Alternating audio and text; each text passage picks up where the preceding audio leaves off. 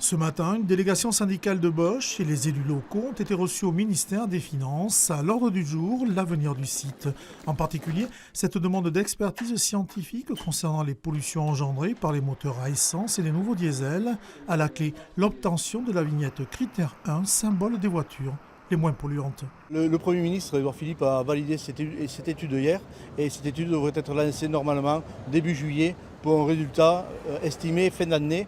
Mais pour la CGT, il est clair que ce résultat doit arriver bien plus tôt et nous attendons, et nous avons dit à la secrétaire d'État, nous attendons un résultat fin août, début septembre. Cette échéance permettrait aussi d'augmenter les volumes de production d'injecteurs diesel et aussi de remettre en activité certaines voitures bloquées par le diesel bashing, un espoir pour les salariés. La réunion a aussi porté sur la politique de Bosch à Onet-le-Château.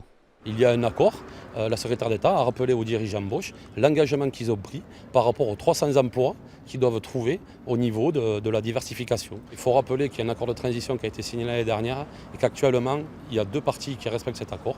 Ce sont l'État, qui eux participent au niveau de l'activité partielle. Ce sont les salariés qui eux, tous les mois maintenant, perdent du salaire.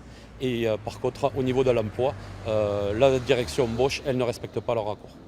Demain, la même délégation se retrouvera à Stuttgart, au siège de Bosch. Elle demandera à la société de s'engager sur des volumes supplémentaires et surtout d'éclaircir l'avenir du site.